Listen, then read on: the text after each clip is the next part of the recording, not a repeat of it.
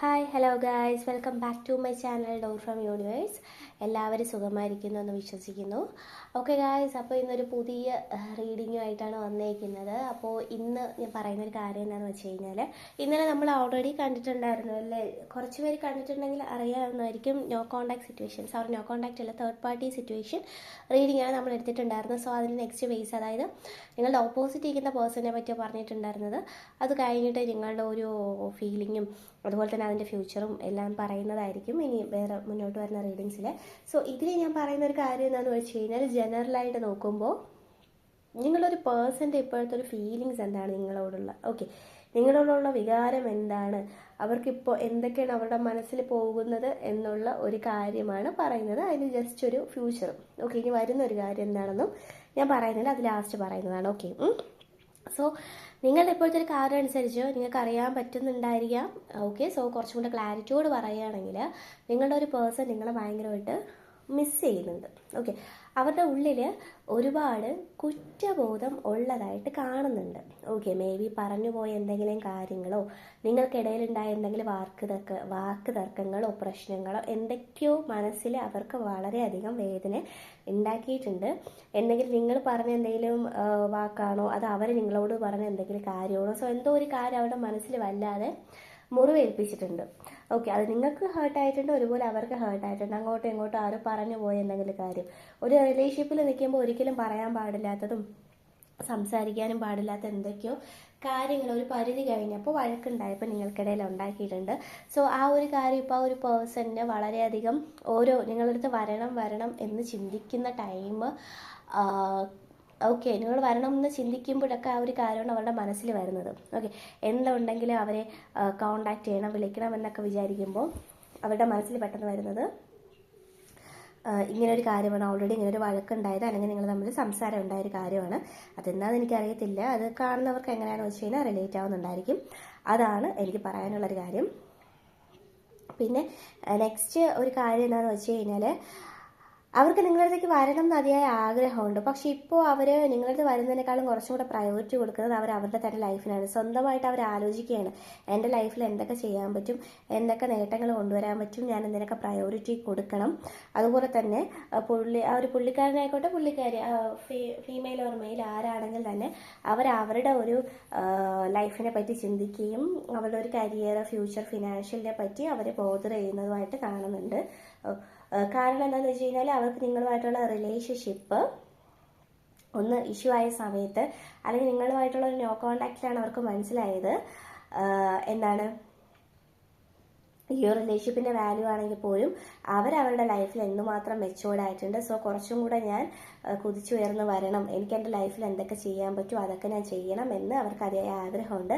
Same time തന്നെ അവരുടെ ഉള്ളിൽ വളരെ ഒരു മുറിവുണ്ട്. കാരണം നിങ്ങളുമായിട്ട് പങ്കിട്ട ഒരു കാര്യങ്ങൾ, മെമ്മറീസ്, ആ ഒരു റിലേഷൻഷിപ്പ് അവർക്ക് അതൊന്നും മറക്കാൻ പറ്റുന്നില്ല. അതൊന്നും മറക്കാൻ പറ്റാത്തൊരു സിറ്റുവേഷനിലൂടെയാണ് അവർ കടന്നു പോകുന്നത്. അതുകൊണ്ട് തന്നെ തിരിച്ചു വരാൻ അതിൻ്റേതായിട്ടുള്ള ബുദ്ധിമുട്ടുണ്ട്. പക്ഷേ ടോട്ടലി ഒരു റിലേഷൻഷിപ്പ്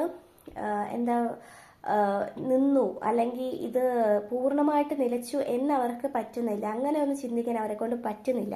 അവർക്ക് തിരിച്ചു വരണം എന്നുണ്ട്, പക്ഷെ ഇന്നോ നാളെ ഉടനെ തിരിച്ചു വരും എന്നും കാണിക്കുന്നില്ല. അവരിപ്പോൾ ആലോചിക്കുന്ന ഒരു ടൈമിലാണ്, ഞാൻ ഇങ്ങനെയൊക്കെ ചെയ്തു പോയത് തെറ്റായി പോയല്ലോ, ഇനി തിരിച്ചു വന്നു കഴിഞ്ഞാൽ അക്സെപ്റ്റ് ചെയ്യുമെന്ന് അറിയില്ലല്ലോ, എനിക്ക് എൻ്റെ ലൈഫിനെ പറ്റി ഞാൻ ചിന്തിക്കണമല്ലോ.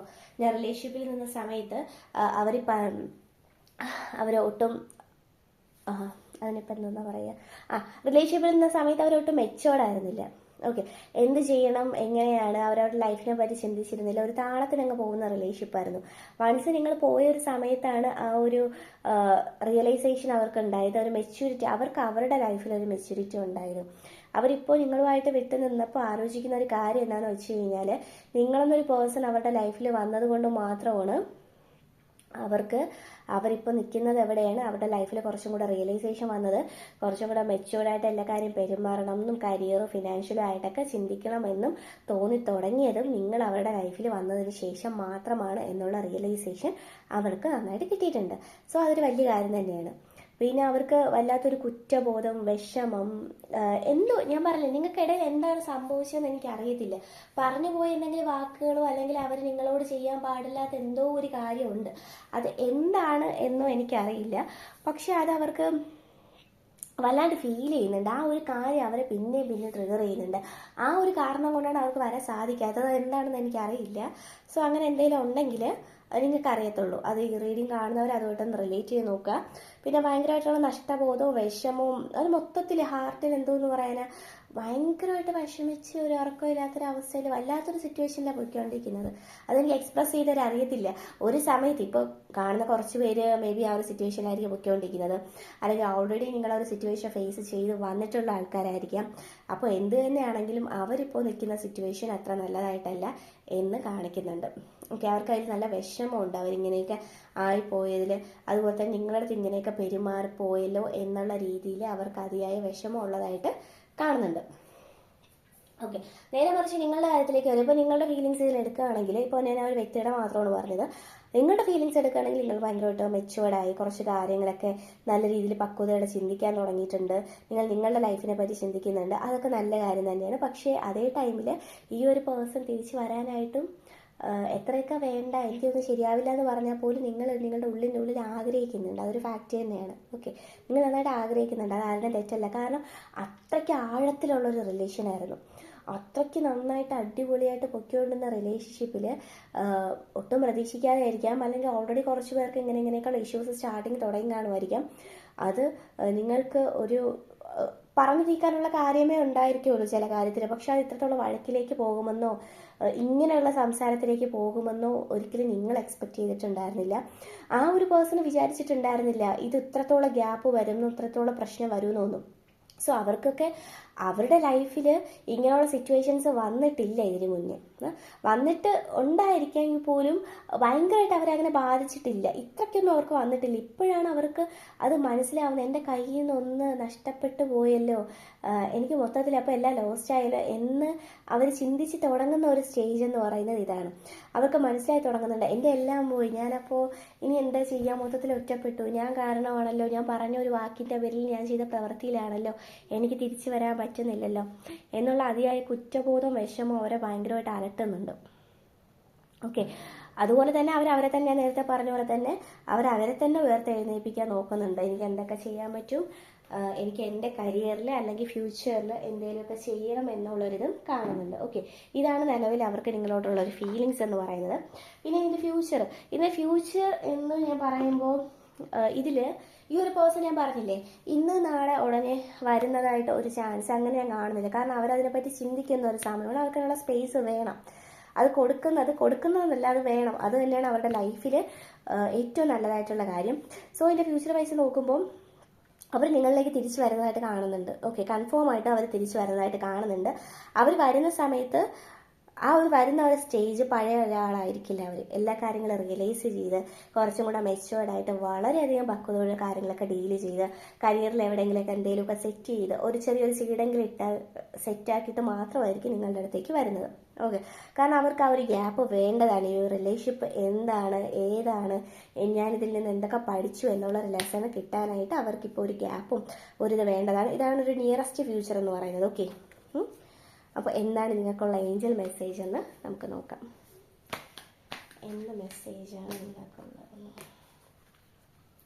നിങ്ങളിപ്പോൾ നിൽക്കുന്ന ഒരു സിറ്റുവേഷൻ എന്ത് തന്നെയാണെങ്കിലും അത് നന്നായിട്ട് നമ്മളെ ഇൻ ദ നിയർ ഫ്യൂച്ചർ. അപ്പോൾ നിങ്ങൾ നിൽക്കുന്ന എന്ത് സിറ്റുവേഷൻ തന്നെയാണെങ്കിലും നിങ്ങൾ അതിൽ തന്നെ വിശ്വസിക്കുക. നല്ല കാര്യമാണ്. ആവശ്യമില്ലാത്ത കാര്യമൊന്നും മനസ്സിൽ ഇപ്പോൾ ബോധർ ചെയ്യേണ്ട ടൈമൊന്നുമല്ല. നിങ്ങളിപ്പോൾ പൊയ്ക്കൊണ്ടിരിക്കുന്ന സ്റ്റേജ് വളരെ ബ്യൂട്ടിഫുൾ ആയിട്ടുള്ള ഒരു സ്റ്റേജാണ്. പിന്നെ ആർക്കെങ്കിലും ഹെൽത്ത് ഇഷ്യൂസ് ആയിട്ട് എന്തെങ്കിലും ഉണ്ടെങ്കിൽ അതൊക്കെ ഒന്ന് ശ്രദ്ധിക്കുക, നല്ലതായിരിക്കും കേട്ടോ. അങ്ങനെ ഉണ്ടെങ്കിൽ ഓക്കെ, അതായത് പറയുന്നത് നിങ്ങളായിട്ട് ഇപ്പോൾ നിൽക്കുന്ന സ്റ്റേജ് എന്താണോ, നിങ്ങളായിട്ട് ഇപ്പോൾ നിൽക്കുന്ന സിറ്റുവേഷൻ എന്താണോ അത് നിങ്ങൾ അങ്ങനെ തന്നെ കണ്ടിന്യൂ ചെയ്യുക. നിങ്ങളായിട്ട് അങ്ങോട്ട് ഈ ഒരു സമയത്ത് പോകാൻ പാടില്ലെങ്കിൽ പിന്നെ അത് കുറച്ചും കൂടെ കോംപ്ലിക്കേറ്റഡ് ആവും. അവർ എന്താ പറയുക, പിന്നെ അവരെ താളത്തിൽ തിരിച്ചു വരാനും വേറൊരു രീതിയിലേക്ക് പോകാനും സാധ്യതയുണ്ട്. അതുകൊണ്ട് ഇപ്പോൾ നിങ്ങളായിട്ട് ഇപ്പോൾ പൊക്കിക്കൊണ്ടിരിക്കുന്ന സ്റ്റേജ് അത് അങ്ങനെ തന്നെ കണ്ടിന്യൂ ചെയ്യുക. ആ ഒരു പേഴ്സൺ ഒരു ഗ്യാപ്പ് വേണം. അത് അവരുടെ ഫ്യൂച്ചറിലേക്ക് നിങ്ങൾ അവർക്ക് വേണ്ടി ചെയ്തു കൊടുക്കുന്ന ഏറ്റവും നല്ലൊരു കാര്യമാണ്. സോ ഇങ്ങനെയുള്ള കാര്യങ്ങളൊക്കെ റിയലൈസ് ചെയ്യുക. ഇതാണ് നിങ്ങളുടെ ഏഞ്ചൽ മെസ്സേജ് എന്ന് പറയുന്നത്. ഓക്കെ, സോ ആർക്കെങ്കിലും പേഴ്സണൽ റീഡിംഗ് വേണം എന്നുണ്ടെങ്കിൽ ഞാൻ ഡിസ്ക്രിപ്ഷൻ ബോക്സിൽ നമ്പർ കൊടുത്തിട്ടുണ്ട്, വാട്സപ്പ് ചെയ്യുക. Okay, thank you.